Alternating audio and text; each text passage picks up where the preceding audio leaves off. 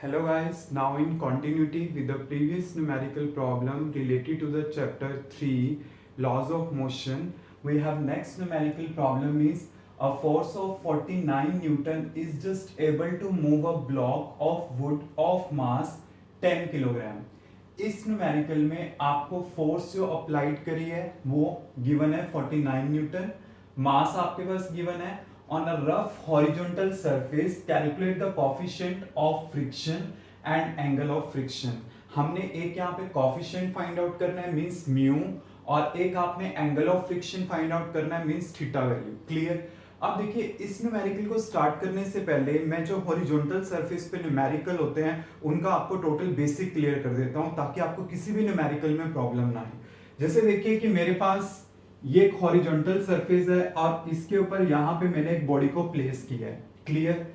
जो बॉडी का वेट होगा वो कैसे एक्ट करता है, वर्टिकली डाउनवर्ड, और जो रिएक्शन होगी वो अपोजिट डायरेक्शन में एक्ट करेगी। क्लियर।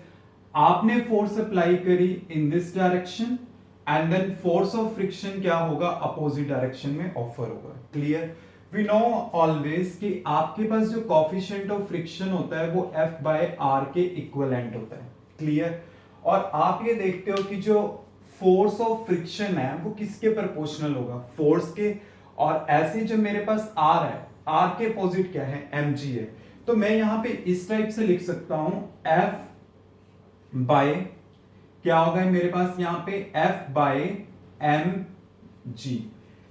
F के अपोजिट ये है, R के अपोजिट ये, मैंने ये लिखा। ऐसी मेरे पास जो फोर्स होती है वो क्या होती है, mass into acceleration, M G cancel out, so A by ji.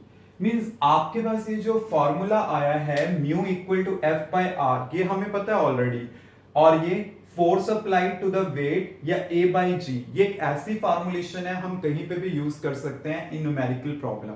Clear.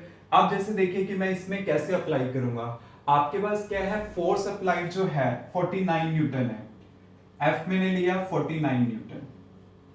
Clear.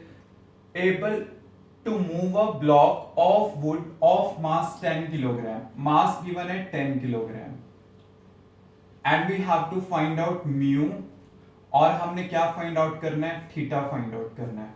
अब अगर मैं इस क्वेश्चन के अकॉर्डिंगली देखता हूं, मेरे पास एफ और एम गिवन है, म्यू और थीटा फाइंड आउट करना है, तो मुझे कौन सा रिलेशन यूज करना चाहिए अगर मैंने म्यू फाइंड आउट करना है, mu equal to F by M G. तो आपके पास क्या है, mu equal to F by M G. Force कितनी है आपके पास 49, मास कितना है 10, और जी का वैल्यू कितना है 9.8। क्लियर। तो आप इसको ऐसे कर सकते हो 490, और यहां पे कितना आ जाएगा हमारे पास, क्योंकि इसका हमने यहां पे शिफ्ट कर दिया, तो यहां पे कितना हो जाएगा, ये 918, ये कैंसिल आउट, और ये 1 और ये 2, तो मेरे पास आ जाएगा 1/2, और वी कैन से 0.5। तो आपके पास यहाँ पे कोफिशिएंट ऑफ फ्रिक्शन क्या आ जाएगा, 0.5। क्लियर। अब मैंने क्या फाइंड आउट करना है, angle of friction. As we know कि हमारे पास जो tan थीटा होता है वो किसके इक्विवेलेंट होता है, कोफिशिएंट ऑफ फ्रिक्शन के। अब मैंने क्या फाइंड आउट करना है, theta. We will put mu equal to 1/2 और 0.5, देन यहां से थीटा का वैल्यू मेरे पास क्या आ जाएगा, 10 इनवर्स 1/2। क्लियर। तो आपने देखा न्यूमेरिकल इजी था सॉल्व करना, जस्ट था क्या कि अगर आपको ये बेसिक क्लियर है then it will be easy for you, क्योंकि ये जो फॉर्मुलेशन है ये बुक्स में गिवन नहीं है बट न्यूमेरिकल्स में हमारे पास अप्लाई होती हैं। So we should clear the concepts, कि पहले कॉन्सेप्ट क्लियर होना चाहिए, then we will be able to solve the numerical problem. Clear, any doubt? Now next question is a cricket ball is rolled on ice with velocity of 5.6 meter per second and comes to rest। मतलब क्या है कि पहले उसकी velocity इतनी थी, this is the initial velocity and finally it comes to rest position। clear। after traveling 8 meter, 8 meter का distance travel करने के बाद find the coefficient of friction आपने find out करना है, और g का वैल्यू 9.8 लेना है। clear। तो देखिए आपके पास क्वेश्चन होगा कैसे, u का वैल्यू हमारे पास है 5.6 मीटर पर सेकेंड एंड v फाइनली वो रेस्ट पे आ गए, तो क्या आ जाएगा 0। एस आपके पास क्या है 8 मीटर।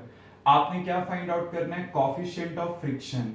अब जैसे मैंने पहले फॉर्मुलेशन में बताया था कि जो कॉफिशिएंट ऑफ फ्रिक्शन होता है वो होता है ए बाई जी। अब मुझे जी तो पता है बट ए नहीं पता, तो ए मैं इसका यूज करके फाइंड आउट करूंगा। As you know v square minus u square equal to 2as। v is 0, 0 square minus u 5.6 square equal to 2। a find out करना है और डिस्टेंस कितना ट्रेवल हुआ है 8 मीटर। तो हमारे पास a क्या आ जाएगा -5.6 whole square divide by 16, 2 into 8 16।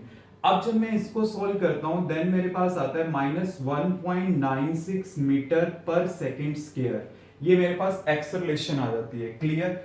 अब मैं इस एक्सेलरेशन को यहां पे सब्स्टिट्यूट करूंगा, mu equal to 1.96 divide by g 9.8। Clear. But आपने जस्ट इसका मैग्नीट्यूड लेना है, क्योंकि कोएफिशिएंट ऑफ फ्रिक्शन में ऐसा नहीं होता कि नेगेटिव और पॉजिटिव का, ये जस्ट वैल्यू क्या होगी आपके पास ऑलवेज पॉजिटिव होगी। तो मैंने यही जस्ट a 1.96 पुट कर दिया। अब इसको मैंने कैलकुलेट करना है, तो ये 2 पे कैंसिल हो जाएगा, तो मेरे पास क्या आ जाएगा 0.2।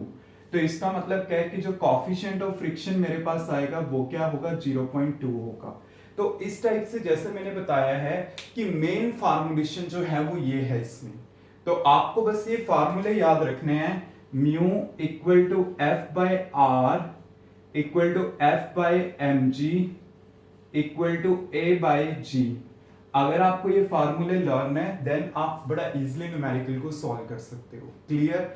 Any doubt? आई थिंक आपको ये चीज क्लियर हो गई होगी।